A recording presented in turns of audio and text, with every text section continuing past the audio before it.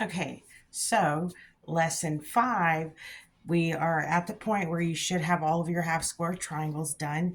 You should have all of your just simple blocks cut.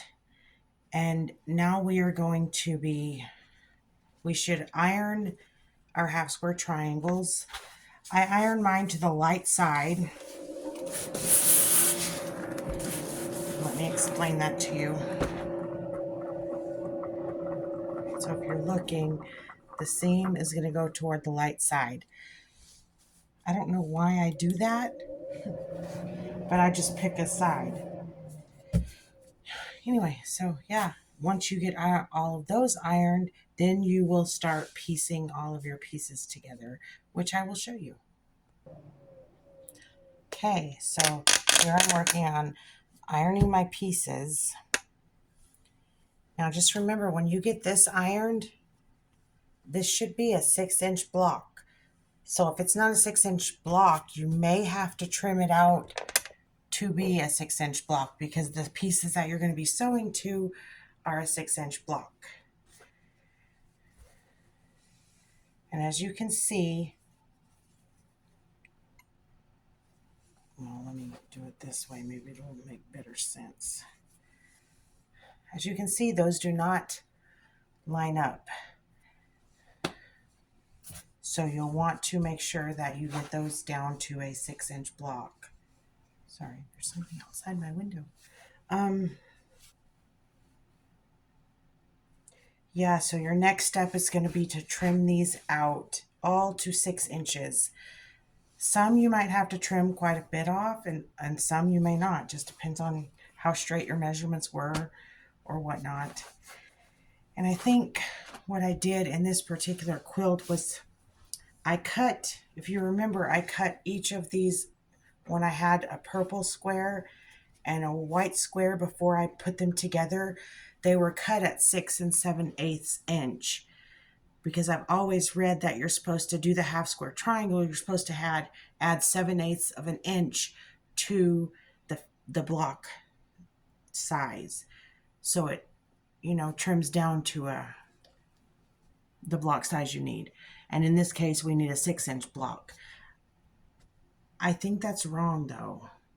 It's what I do, but I always have to trim excessively. So maybe instead of trimming down to, or instead of cutting 6 7/8 inch squares, I should have cut a little bit smaller. Maybe 6 3/4. Anyway, that's for another time. So we are going to have to do some trimming to get your block to match up with your single square. Because laying on my hand, that's got excess all the way around the square. Typically you wouldn't have to do that, but I was going with what I've always heard instead of using my best judgment. Anyway, so yeah, see, we're all still learning. I still learn. I learn every time I quilt. And I've been quilting for probably 15 years, but I'm still learning. Now, the next thing I'm going to show you is how to start assembling your rows for your quilt. Okay, you're going to start with your half square triangle. You're going to put those right sides together with, well, maybe sometime I can get it in here.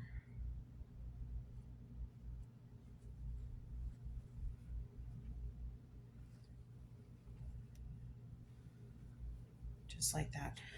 Now when you're putting these in the quilt, you're going to want them all to face the same direction.